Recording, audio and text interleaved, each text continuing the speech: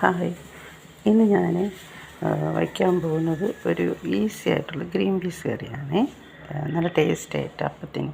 അതിനുള്ള ഇൻഗ്രീഡിയൻസ് എന്ന് പറഞ്ഞാൽ ഞാൻ കുറച്ച് സവാള അരിഞ്ഞെടുത്തിട്ടുണ്ട്, ഒരു തക്കാളി, ഇച്ചിരി പച്ചമുളക്, ഇഞ്ചി പേസ്റ്റ്, പിന്നെ കടുവറുക്കും കറിവേപ്പില, പിന്നെ ഇച്ചിരി മല്ലിയില, പിന്നെ അതുപോലെ മുളക് പൊടി, ഇച്ചിരി മുളക് പൊടി എടുത്തുള്ളൂ, പിന്നെ ചിക്കൻ പൗഡറാണ് അല്പം, പിന്നെ മല്ലിപ്പൊടി, മഞ്ഞൾപ്പൊടി, ഇത്രയാണ് ഞാൻ എടുത്തിട്ടുള്ളത്. ഇനി നമുക്കിത് കടുക് വറുക്കാം.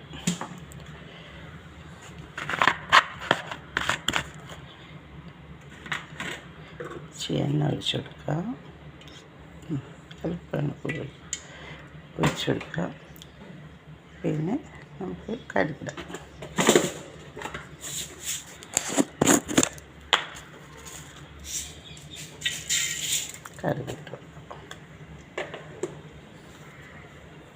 കടുക് പൊട്ടി വരുന്നു. അപ്പം നമുക്ക് കറിവേപ്പില വെച്ച് അതിനുശേഷം നമുക്ക് സവാള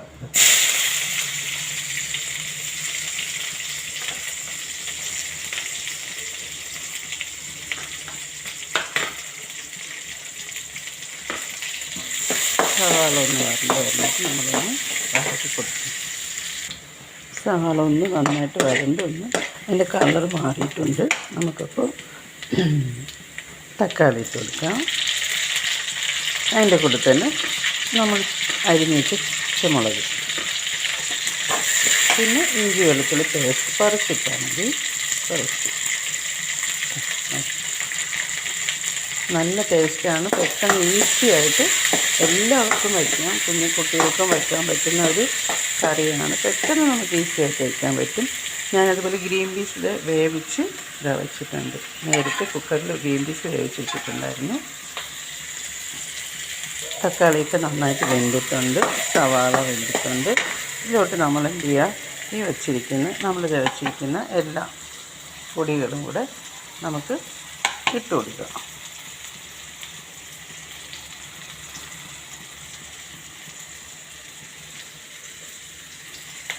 പൊടിയെല്ലാം നമുക്ക് തട്ടി കൊടുക്കാം.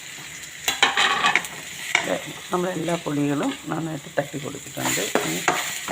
നമുക്ക് നന്നായിട്ട് അതൊന്ന് കൂട്ടി യോജിപ്പിച്ച് അതിൻ്റെ പച്ചച്ചുവ മാറുന്നവരെ ഒന്ന് നമുക്ക് നന്നായിട്ടൊന്ന് കിണ്ടി കൊടുക്കാം. അല്ലേ, തീ കുറച്ചൊന്ന് വെച്ചാൽ മതി. ഇത് നന്നായിട്ടൊന്ന് നമുക്ക് ഉടച്ച് കൊടുക്കാം. എന്നിട്ട് ഇത് നമ്മൾ വേവിച്ച് വെച്ചിരിക്കുന്ന ഗ്രീൻ പീസ് എടുത്തിട്ട് കൊടുക്കുക. ഇച്ചിരി വെള്ളം കൂടെ ഒഴിച്ചിട്ട് നമുക്കത് ഫുള്ളായിട്ട് ഒഴിച്ച് കൊടുക്കാം. എന്നിട്ട് പിന്നെ നമുക്കൊന്ന് കൂട്ടി യോജിപ്പിക്കാം. തീ കൂട്ടി വെച്ച് കൊടുക്കാം.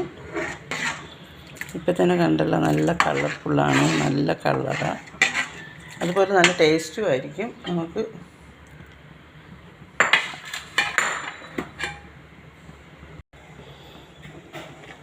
നമ്മൾ കറിയുമ്പോൾ ഇച്ചിരി വെള്ളം കൂടെ പൊടിച്ച് വെച്ച്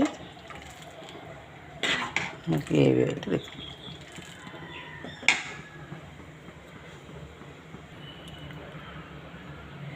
നല്ല തിളച്ച് വന്നിട്ടുണ്ട്. നമുക്ക് അതിലോട്ട് ഇച്ചിരി മല്ലിയില, മല്ലിയിലായിരുന്നു ഒരല്പം ഉപ്പ് കുറവുണ്ട്, ഇച്ചിരി ഉപ്പിട്ട് കൊടുക്കാം.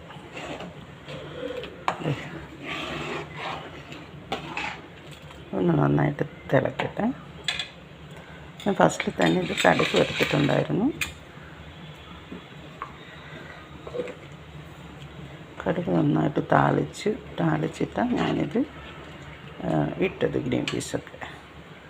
അപ്പോൾ ഇത്രയേ ഉള്ളൂ നമ്മുടെ കറി. പെട്ടെന്നാവും. ഒരു ഗ്രീൻ പീസ് നമ്മൾ വേവിച്ച് വയ്ക്കുന്ന സമയം മാത്രമേ ഉള്ളൂ, അത് പെട്ടെന്നായിക്കോളൂ. ഓക്കെ, അപ്പോൾ ഇന്നത്തെ എൻ്റെ കറിയും ഞാൻ കാണിച്ചു തരാം. ഇന്ന് എന്തൊക്കെയാണോ കാണിച്ചു തരാം. ഇന്ന് രാവിലെ ഞാൻ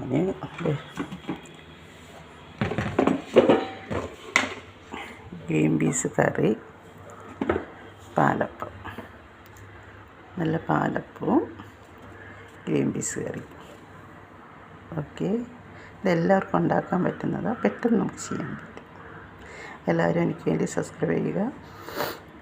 ഞാൻ ആദ്യമായിട്ടാണ് വീഡിയോ ചെയ്യുന്നത്, എന്നെ സപ്പോർട്ട് ചെയ്യുക. ഓക്കെ.